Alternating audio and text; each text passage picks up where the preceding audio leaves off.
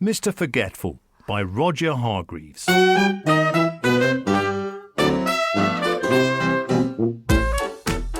It was one of those beautiful summer mornings that everybody likes to see.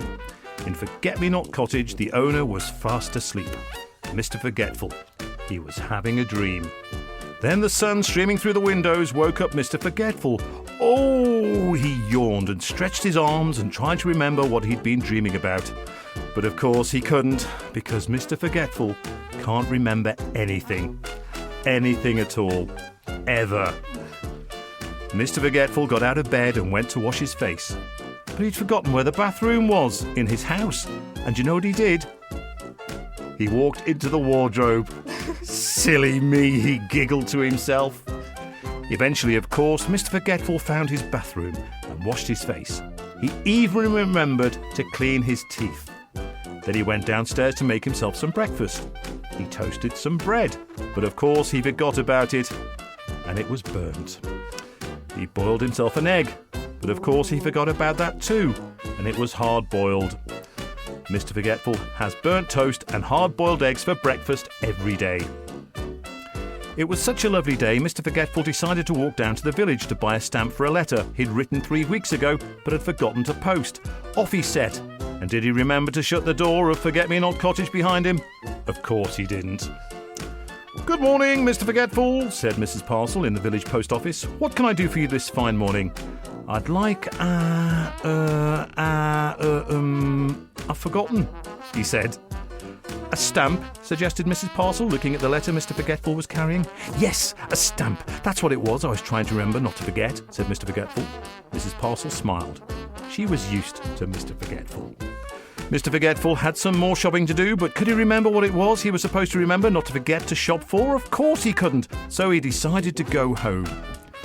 On his way, he met the village policeman going the other way. "Morning, Mr. Forgetful," said the policeman. "Will you give Farmer Fields a message from me on your way home, please?" Farmer Fields had a farm not very far from Forget-Me-Not Cottage. "Tell him there's a sheep loose in the lane," said the policeman. Poor Mr. Forgetful. He'd never had a message to remember in his life before. "There's a sheep loose in the lane," he said to himself, trying to remember as they hurried along. "There's a sheep loose in the lane. There's a sheep loose in the lane. There's a sheep loose in the lane. There's a sheep loose in the lane." Mr. Forgetful repeated the message over and over to himself. "There's a sheep loose in the lane." Eventually, he arrived at the farm and found Farmer Fields.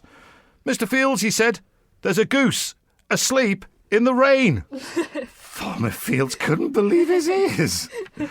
"There's a goose asleep in the rain," repeated Farmer Fields slowly. "But I don't have any geese. And anyway, it isn't raining. Are you sure that was the message?" Poor Mr. Forgetful. He got it all wrong, and he couldn't remember how to get it all right. He simply couldn't remember at all. So off he went home. Poor Mr. Forgetful. Mr. Forgetful walked away from Farmer Fields' farm, feeling very sorry for himself. "I wish I could remember things," he thought. He was so busy feeling sorry for himself that he didn't see there was a sheep loose in the lane. He bumped into it and fell over. "Bother," said Mr. Forgetful. "Bah," said the sheep.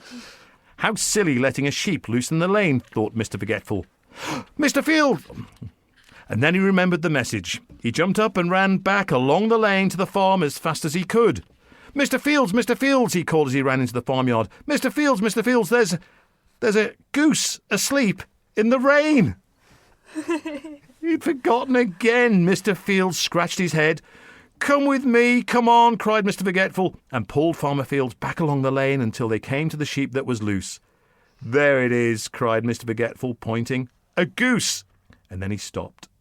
"Oh dear," he said, "that's not a goose, is it? That's a sheep. I think," smiled Farmer Fields, "that you're the goose." And he chuckled. And he giggled.